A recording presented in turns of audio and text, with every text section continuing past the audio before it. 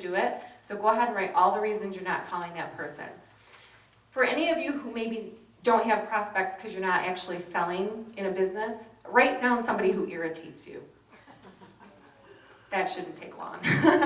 And then write all the reasons that that person irritates you. And the exercise will work just the same. So go ahead and do that.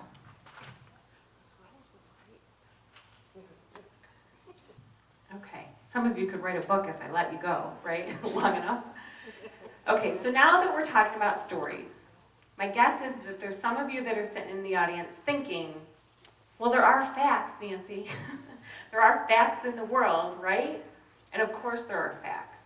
So what we have to do is we have to become very good or very shrewd at determining the difference between facts and stories. Because very often what our mind's going to want to do is pass off our stories as factual. So we have to be really careful because it's very insidious.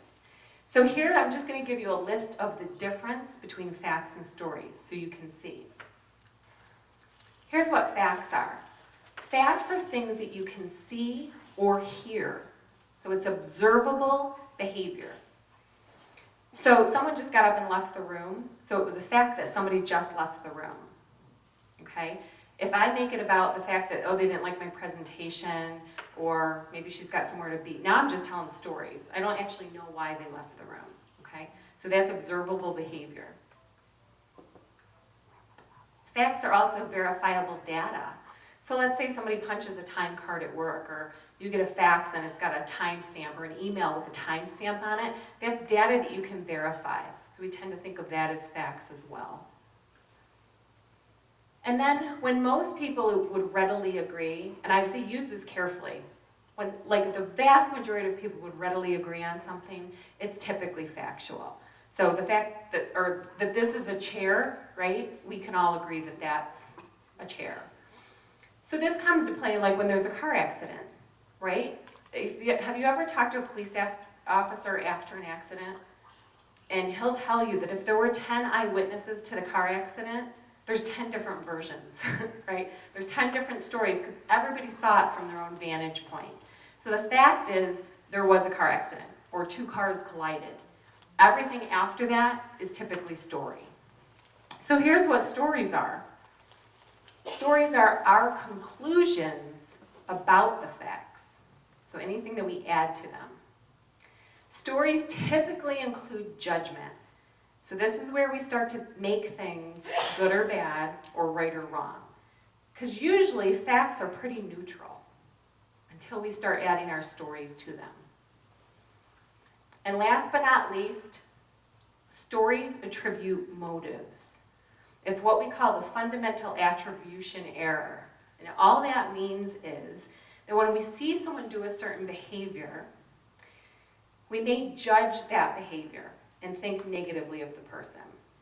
But when we do that exact same behavior, we give ourselves a free pass. And we do this all the time without even knowing it. So for example, let's say somebody's late to a meeting. Okay, maybe it's happened 2 or 3 times. And we start to think, oh, they're so irresponsible. They're so inconsiderate. They're disorganized. What, they think their time is more valuable than other people? We start to get on that roll. And then like the next week, we're late to a meeting. But we ran into traffic and the dog got sick before I left. And then I got an emergency phone call, right? So the difference is when that person's exhibiting the behavior, we go right to judging their character. Like we can read their heart and we know exactly what they meant by that. When it's us, we give ourselves the benefit of the doubt and we blame the circumstances. We don't go right in and say, oh, I'm so inconsiderate that I was late. So that's another way that we tell stories, okay? So here's what I want you to do next. I want you to look at what you wrote down before, and I want you to look at all the reasons you gave for not calling this person. And then I want you to cross off anything that's not factual. So just take like a minute to do that. Cross off anything that's not factual.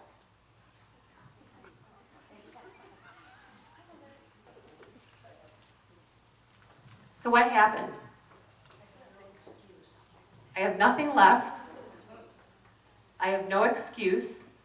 I saw pens furiously scribbling stuff off. Right. So did you find that a lot of what you wrote about this person was just a story? And when you really get down to the facts, there really aren't a lot of facts as to why you're not calling the person. Hardly anyone ever writes down, the person told me never to call them again, right? It usually is like, there's a woman, and she has children, and that's it. Those are the facts. So as you can see, a lot of times what we're responding to with our prospects has nothing to do with facts. It has all to do with the story that we're spinning around it. Does that make sense to everybody? Okay. So I have an exercise that I want to do, that I want to just kind of drive this point home before we wrap up. But I have to put the microphone down to do it, I think. And I'll try it with one hand. So here's the exercise. Oh, and before I do it, I just want to say, if you've ever seen this exercise done before, don't ruin it for other people. Okay? So here we go. So I have a real $20 bill here. Who wants it? Who wants it? Who wants it? Yes, you may. Okay, very good. She got it. You can give her a round of applause. So let me ask you this. You mind if I pick on you a little bit? So you're right in front of me. You probably have the closest shot to it. Why didn't you come up and get it? Oh, thank you for not ruining it. She's been there. She's seen it done. How about you? I thought that there was going to be like a question that we had to answer or something, that we had, like a dog, we'd have to perform. Okay. I have never heard that before, but that was awesome. She said, I thought there was going to be have something else I would have to do, a question I would have to answer, like a dog I would have to perform for the $20. Okay, how about you? I've seen it. Oh, you've seen it. Anybody else in the front row not seen it but didn't get up that want to share why they didn't get up? Too easy. It seemed too easy, right? So you're waiting for something else. Anybody waiting for more instructions? Like there's got to be more to this? How many of you felt that maybe I wasn't actually going to give it away? So there's got to be a trick here, right? There's something to this. She's not really going to give someone $20. So whatever it was that you told yourself that stopped you from getting up, that was a story. You all told stories right in that moment. So what story did you tell yourself when you went, oh, and got up? It just dawned on me that you weren't going to give it away until somebody came up and got it. Yeah, so it dawned on her, she's not going to give it away until someone goes gets it. So that was an empowering story, and then you got the outcome that you wanted, right? You got the $20 bill. So here's something really important to remember. The stories that you tell just cost you $20. What are the stories that you tell every day in your business costing you?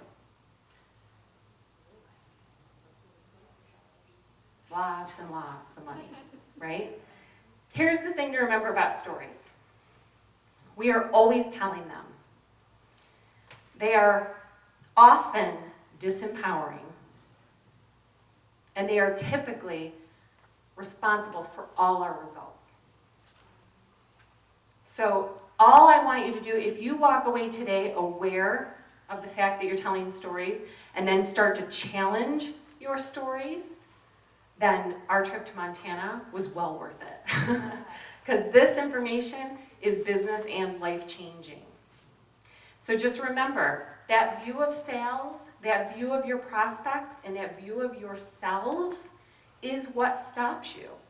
And the only thing you have to do to shift that is recognize what it is you're telling yourself, and then do what I do behind the wheel of a car, change your story. So thank you so much. Chris and I have loved being here with you, and we wish everybody a safe trip home.